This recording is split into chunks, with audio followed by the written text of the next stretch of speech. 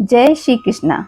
पिछले महात्म्य में हमने जाना कि किस तरह भगवान श्री कृष्ण अपनी माँ यशोदा को अपने मुख में सारा ब्रह्मांड दिखा देते हैं और फिर अपनी माया से मोहित करके उन्हें वापस पुत्र रूप में प्राप्त होते हैं। आइए दोस्तों, आगे के महात्म्य को जानते हैं। प्रारंभ करते हैं श्रीमद् भागवत का ये पावन महात्म्य। अगर आपने चैनल को सब्सक्राइब नहीं किया है तो चैनल को सब्सक्राइब करके पास के बेल आइकन को दबाएं ताकि हमारे सनातन का ज्ञान घर घर पहुंच सके। श्री सुखदेव जी कहते हैं, परीक्षित, एक समय की बात है, नंद रानी यशोदा जी ने घर की दासियों को दूसरे कामों में लगा दिया और स्वयं अपने लाल के लिए मक्खन बनाने लगी, दही मतने लगी। मैंने तुमसे अब तक भगवान की जिन जिन लीलाओं का वर्णन किया है, दही मंथन करते समय वे उन सब का स्मरण करती और गाती भी जाती थी। वे अपने स्थूल कटी भाग में सूत से लपेटकर रेशमी लहंगा पहने हुए थी। उनके स्तनों में पुत्र स्नेह अधिकता से दूध चूता जा रहा था और वे कांप भी रहे थे। नेति खींचते रहने से बाहें कुछ थकी सी हो गई। हाथों में कंगन और कानों के कर्णफूल हिल रहे थे। मुख पर पसीने की बूंदें झलक रही थी। चोटी में गुथी हुई मालती के सुंदर पुष्प गिरते जा रहे थे।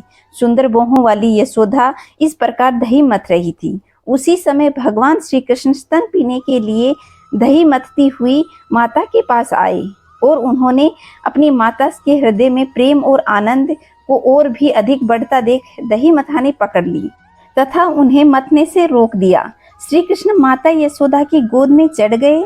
वात्सल्य स्नेह की अधिकता से उनके स्तनों में दूध स्वयं ही झर रहा था। वे उन्हें पिलाने लगी और मंद मंद मुस्कान से युक्त उनका चेहरा देखने लगी।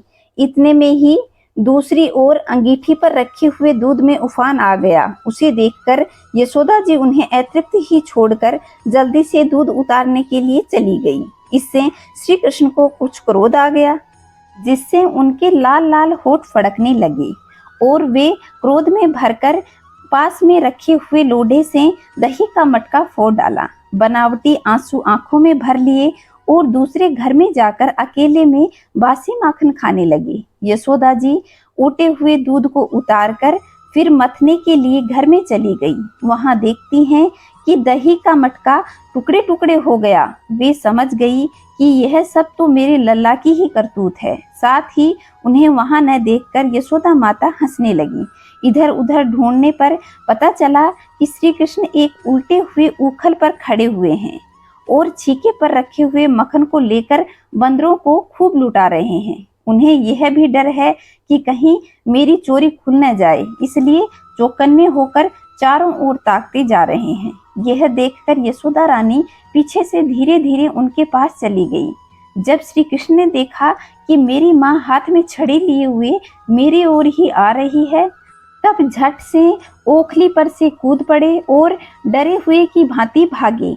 परीक्षित, बड़े बड़े योगी तपस्या के द्वारा अपने मन को अत्यंत सूक्ष्म और शुद्ध बनाकर भी जिनमें प्रवेश नहीं कर पाने की तो बात ही दूर रही। उन्हीं भगवान के पीछे पीछे उन्हें पकड़ने के लिए यशोदा जी भी दौड़ी। जब इस प्रकार माता यशोदा श्री कृष्ण के पीछे दौड़ने लगी तब वो कुछ ही देर में थकने लगी, लेकिन जैसे तैसे करके माता ने कान्हा को पकड़ लिया। श्री कृष्ण को पकड़ करके उन्हें डराने धमकाने लगी। उस समय श्री कृष्ण की झांकी बड़ी ही विलक्षण सी हो रही थी। अपराध तो किया था, इसलिए रुलाई रोकने पर भी नहीं रुकती थी। हाथों से आंखें मल रहे थे, इसलिए मुंह पर काजल की स्याही फैल गई थी। पीटने के भय से आंखें ऊपर की ओर उठ गई थी।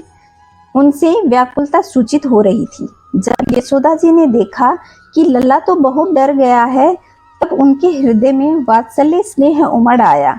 उन्होंने छड़ी फेंक दी और उन्होंने उसके बाद सोचा कि इसको एक बार रस्सी से बांध देना चाहिए, नहीं तो ये कहीं भाग जाएगा।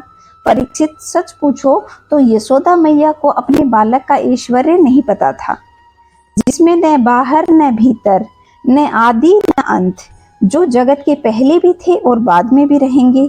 इस जगत के भीतर तो हैं ही, बाहरी रूप में भी हैं, और तो क्या जगत के रूप में स्वयं तो हैं। यही नहीं जो समस्त इंद्रियों से परे और अव्यक्त हैं। भगवान को मनुष्य रूप धारण करने के बाद पुत्र समझकर यशोदा रानी रस्सी से ऊखल में ठीक वैसे ही बांध रही थी जैसे कोई साधारण बालक को बांधता है। जब माता यशोदा अपने उद्यमी और नटखट लड़के को रस्सी से बांधने लगी तब वह 2 अंगुल छोटी पड़ गई। तब उन्होंने दूसरी रस्सी लाकर उन्हें दी। जब वह छोटी हो गई तब उन्होंने उनके साथ तीसरी रस्सी जोड़ी। इस प्रकार जो वे रस्सी लाती जाती तो वह छोटी होती जाती और सारी की सारी रस्सियां 2-2 अंगुल छोटी पड़ती जा रही थी। यशोदा रानी ने घर की सारी रस्सियां जोड़ डाली, फिर भी भगवान श्री कृष्ण को बांध न सकी। उनकी असफलता पर देखने वाली गोपियां मुस्कुराने लगी और वे स्वयं भी आश्चर्यचकित हो गई। भगवान श्री कृष्ण ने देखा कि मेरी माँ का शरीर पसीने से लथपथ हो गया और चोटी में गुथी हुई माला के सारे फूल गिर गए हैं, वे बहुत थक भी गई हैं। तब कृपा करके वे स्वयं ही अपनी माँ के बंधन में बंध गई। परीक्षित, भगवान श्री कृष्ण परम स्वतंत्र हैं। ब्रह्मा आदि सभी देवता, संपूर्ण जगत उनके वश में है। फिर भी इस प्रकार बंधकर उन्होंने संसार को यह बतला दिया कि मैं अपने प्रेमी भक्तों के वश में हूँ। ग्वालिनी यशोदा ने मुक्तिदाता मुकुंद से जो कुछ अनिर्वचनीय कृपा प्रसाद प्राप्त किया, वह प्रसाद ब्रह्मपुत्र होने पर भी, शंकर आत्मा होने पर भी और वक्ष स्थल पर विराजमान लक्ष्मी अर्धांगिनी होने पर भी न पा सकी। यह गोपिका नंदन भगवान अनन्य प्रेमी भक्तों के लिए जितने सुलभ हैं, उतने ही देहाभिमानी कर्मकांडी तपस्वियों के लिए, स्थूल रूप में अज्ञानियों के लिए कभी नहीं हैं। इसके बाद नंदरानी यशोदा तो अपने घर के काम धंधों में उलझ गई और उखल से बंधे हुए भगवान श्याम सुंदर उन दोनों अर्जुन वृक्षों को मुक्ति देने के लिए चल दिए, जो पहले यक्षराज कुबेर जी के पुत्र थे। इनके नाम थे नलकूबर और मणिग्रीव। इनके पास धन, सौंदर्य और ऐश्वर्य की पूर्णता थी। इनका घमंड देखकर ही देवर्षि नारद जी ने इन्हें शाप दिया था और ये वृक्ष बन गए थे। तो दोस्तों, आज के अध्याय में इतना ही। आगे के महात्म्य में जानेंगे कि यशोदा नंदन उखल से बंधे हुए किस तरह इन्हें मुक्त करते हैं और इन्हें श्राप से मुक्ति दिलाते हैं। तो दोस्तों, खुश रहिए, मस्त रहिए, चारों तरफ स्वच्छता बनाए रखें। चैनल पे पहली बार आए हैं तो चैनल को सब्सक्राइब करके पास के बेल आइकन को दबाएं। कमेंट में जय श्री नारायण अवश्य लिखिएगा। जय श्री नारायण दोस्तों।